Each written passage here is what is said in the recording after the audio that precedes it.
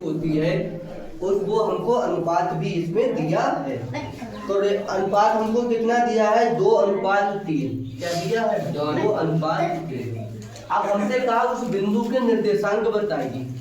क्या बताना है? और लाइट कहाँ देखो तू? हमें देखो चलो हम तो थोड़ी है उस बिंदु के निर्देशांक, उस बिंदु के निर्देशांक बताओ। उस बिंदु के निर्देशांक बताओ। ये बात केवल इन्हें कह दी। सुन लो ध्यान से। सवाल नंबर 4 में हमको क्या दिया है? 2 बिंदु दिए हैं और अनुपात दिया है और हमसे कहा है उस बिंदु के निर्देशांक बताओ। उस बिंदु के निर्देशांक बताओ जो रेखाखंड को 2:3 में विभाजित करती है। का उस बिंदु के निर्देशांक आप बताओ जो रेखाखंड को 2:3 में विभाजित करता है। तो आप उस बिंदु के क्या बताओ? निर्देशांक बताओ। अब एक बात यहाँ पे आप नोटिस करिए अच्छे से। केवल इन्होंने क्या कहा? बिंदु के निर्देशांक बताओ, लेकिन इन्होंने अपनी कोई भी शर्त नहीं रखी है। बिंदु के निर्देशांक निकालने की 2 शर्तें हमने आपको बताई, एक अंतः विभाजित, एक बाह्यता विभाजित। अब बताओ यहाँ पर इन्होंने अपनी कोई शर्त रखी है? दोनों में से नहीं रखी है। ना ये कहा है कि अंतः विभाजित के बताने हैं और ना ही ये बोला है कि बाह्यता विभाजित के बताना है। केवल सीधे ये बोल दिया कि आपको निर्देशांक बताना है जो रेखाखंड को 2:3 में विभाजित करती है। उसके आप क्या बताइए? निर्देशांक बताइए। तो इसके लिए हमने आपको बताया था, जब फार्मूले लिखवाए थे तभी बताया था कि जब हमको सवाल में कुछ भी नहीं बोला जाएगा, ना अंतः विभाजित बोला जाएगा और ना बाह्यता विभाजित बोला जाएगा, तो इस कंडीशन में हम कौन सा फार्मूला लगाएंगे? प्लस वाला लगाएंगे। कौन सा लगाएंगे? प्लस वाला। पहले बताया था हमने कि इस कंडीशन में आपको प्लस वाला फार्मूला लगाना है। जब आपसे ये ना बोला जाए कि बाह्यता विभाजित बताओ या आपसे ये ना बोला जाए कि आप अंतः विभाजित बताओ, तो आपको क्या करना है? इस कंडीशन में प्लस वाला फार्मूला लगाना है। तो यहाँ पर हमें कोई भी कंडीशन नहीं बोली है इन्होंने, केवल हमसे निर्देशांक पूछे हैं। तो इस कंडीशन में हम प्लस वाला फार्मूला लगाएंगे। ठीक, तो इधर देखो बिंदु के निर्देशांक, बिंदु के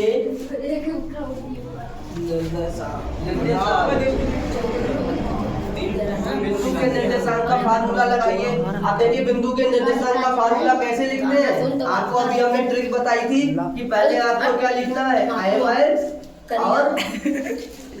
और IMI। नीचे क्या लिखना है? IM और IM। ठीक है, फिर आपको क्या लिखना है? IMY और IMY। फिर आपको क्या लिखना है? IM। अब देखिए हमने कहा था कि अगर आप बाह्यता विभाजित लगाओगे तो इनके बीच में क्या लगा देंगे? माइनस। और अगर आपको बाह्यता विभाजित नहीं लगाना है तो इनके बीच में क्या रहेगा? प्लस। यहाँ लगा दो प्लस, यहाँ लगा दो प्लस, यहाँ लगा दो प्लस। अब देखिए फिर पहले पद में क्या लिखते हैं? 12। दूसरे में क्या लिखते हैं? 21। पहले में क्या लिखते हैं? 12।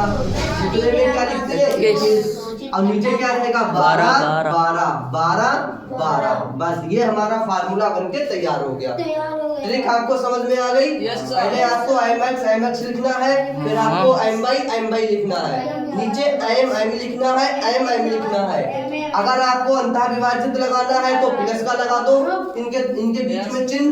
अगर बाह्यता विभाजित लिखना है तो आप इनके बीच में माइनस का चिन्ह लगा दो। ठीक है, और बाद में पहले वाले पद में आपको क्या लिखना है? 12। दूसरे में लिखना है 21। पहले में लिखना है 12, दूसरे में लिखना है 21। नीचे 12 12 हो जाएगा। ठीक है, उसके बाद देखिए फिर क्या होगा। अब यहाँ पे देखिए ये फार्मूला तो हमें पता लग चुका है। अब ये फार्मूले को हम सॉल्व जब ही कर पाएंगे जब ये सारे मान हमको पता होंगे। ठीक है, तो अब ये सारे मान हमें कैसे पता लगेंगे? x1 x2 y1 y2 ये हमको कहाँ पता लगेगा? बिंदु से पता लगेगा। तो ये हमारा होता है x1, ये होता है हमारा y1, ये होता है हमारा x2, ये होता है हमारा y2। अब जो अनुपात होता है वो हमारा कहलाता है M1 M2। ठीक है, अब देखिए बड़े ध्यान से यहाँ पे मान लगाइएगा। तो सारे मान यहाँ पे ध्यान से लगाइएगा।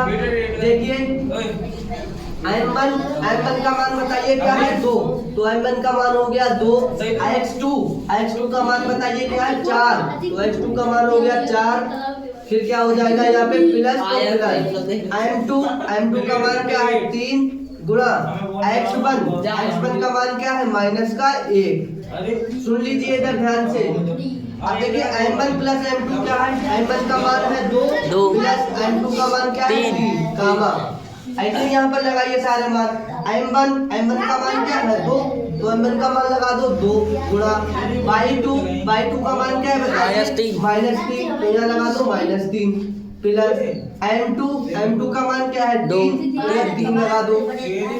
y1 का मान क्या है 7, तो यहाँ 7 लगा दो। अब देखिए m1 प्लस m2, ये m1 है ये m2 है, तो क्या हो जाएगा 2 प्लस 3। ठीक है, अब इसको हल करते हैं। 2 चौक 8 हो जाएगा। अब देखिए ये पहले चिन्ह की गुणा कर लो, प्लस माइनस क्या हो जाएगा माइनस। अब 3 एकम 3 बटे 2 और 3 इनको जोड़ो क्या होगा 5 कामा। ऐसे देखिए प्लस के माइनस प्लस माइनस की गुणा माइनस हो गई और 2 3 6 हो गया। यहाँ देखिए इसकी गुणा करो 3 सत्ते 21 और बटे कितना रहेगा 5। ठीक है, अब इसको हल करके यहाँ ये 3 घटा दो क्या बचेगा 5 बटे क्या हो जाएगा 5 कामा। अब इसको घटाओ कितना बचेगा यहाँ पर बताइए। 21 में से 6 घटा दो कितना बचेगा 21 में से 6 उड़ा दो बोलो 25 अरे 21 में से 6 घटा दीजिए तो 15 बचेगा। अब वो भी प्लस का बचेगा। ठीक है, अब बचे कितना रहेगा 5। ठीक है, ये 21 है। ठीक है, अब देखो 5 एकम 5 5 एकम 5 5 एकम 5 5 3 15, तो कितना हो गया ये हमारा 1:3। ये हमारा बिंदु के क्या हो गया निर्देशांक निकल के आ गए। ठीक है, बात क्लियर हो गई। कुछ और समझना है इसमें कोई डाउट हो तो बताइए। आप इसको क्या कर लीजिए नोट कर लीजिए।